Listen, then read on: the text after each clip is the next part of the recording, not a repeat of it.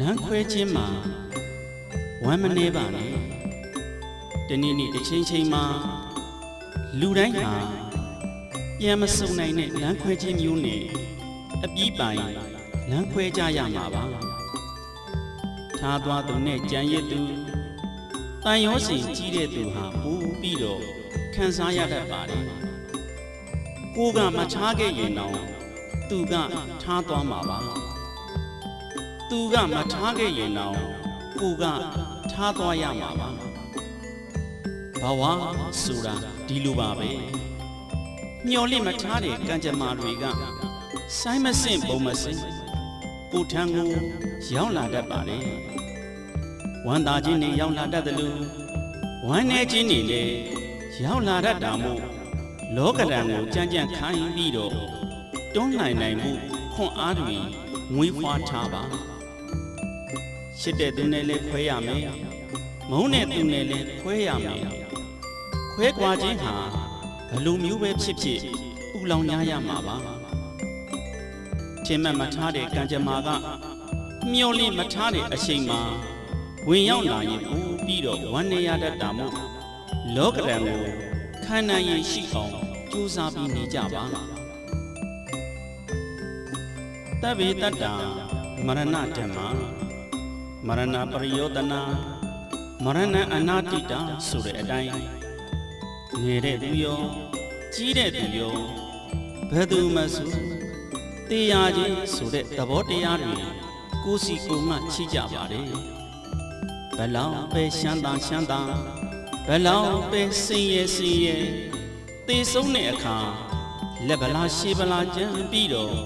တုတ်တံမှာသွားစုံကြရတာဖြစ်ပါတယ်တရားချင်းဆိုတဲ့သဘောတရားကိုမဖြစ်အောင်မကြုံအောင်မဆုံအောင်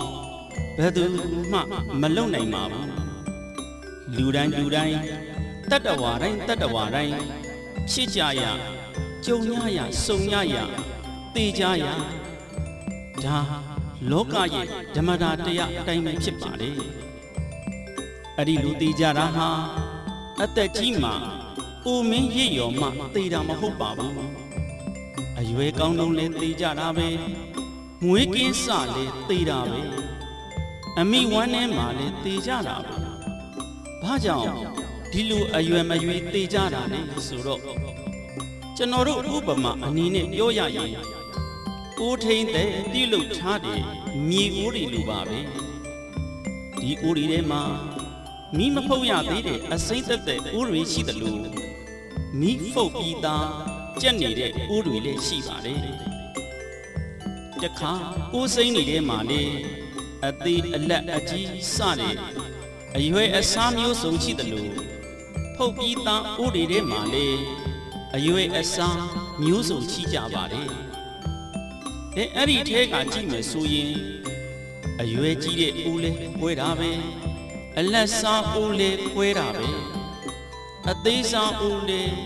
ကွဲတာပါပဲဒါဖြင့်အဲ့ဒီအိုးတွေဘာကြောင့်ကွဲရတာလဲဆိုတော့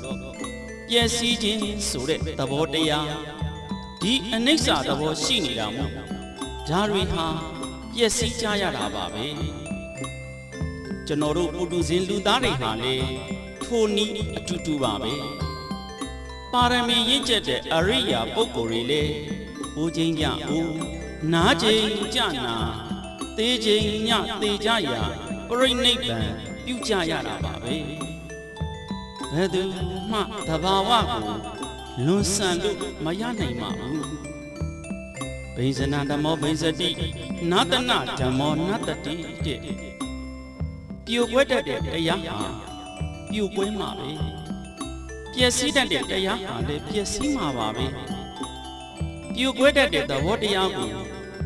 မပြိုပါနဲ့မကွဲပါနဲ့လို့တောင်းပန်လို့မရတယ်လို့သူအရှင်ကြအကြောင်းတိုက်ဆိုင်ရင်ပြိုကွဲမြေပြိုကွဲမှာပါပဲပျက်စီးတတ်တဲ့သဘောတရားကိုလေဒီနည်းအတိုင်းပဲမပြည့်စည်ပါနဲ့လို့တောင်းပန်လို့ပြောလို့မရတယ်လို့သူ့အရှင်ကြအကြောင်းတိုက်ဆိုင်ရင်ပျက်စီးမြေပျက်စီးမှာပါပဲပြိုကွဲရမယ့်သဘောတရားကို ပြိုကွဲရမလားဆိုပြီးတော့ဒေါမနတာဖြစ်နေရင်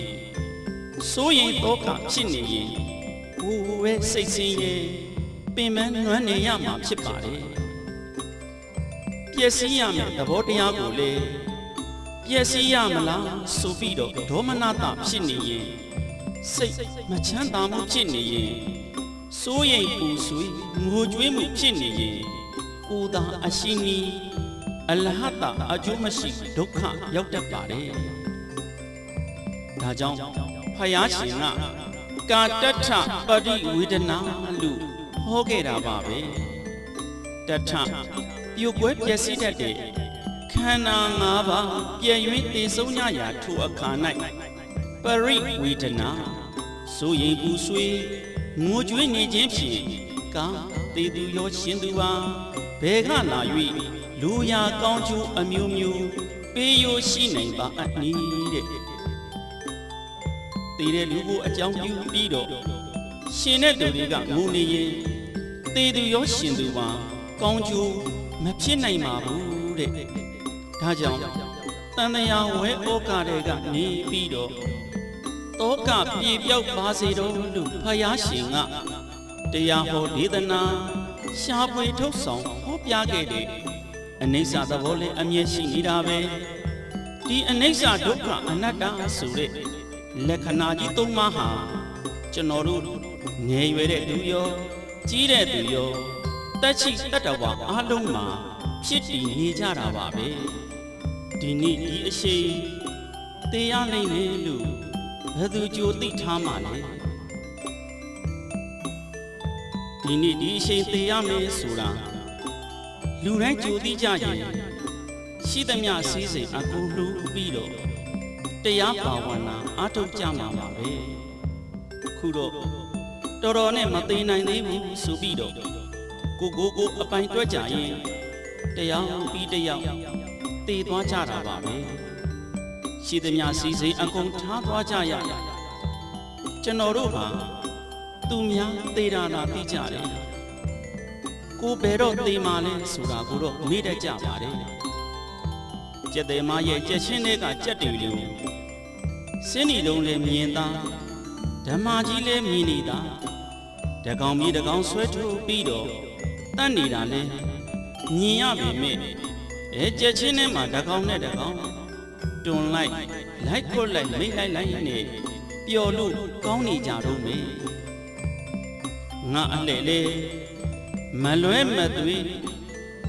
ရောက်လာအောင်မယ်လို့ကြောက်ရကောင်းမှ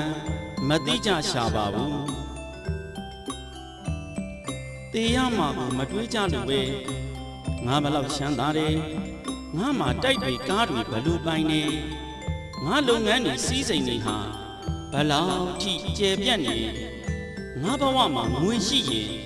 ဘာမဆိုပြည့်စုံနေလို့မာနတက်နေပြီဆိုရင်တခုသတိရလိုက်ပါ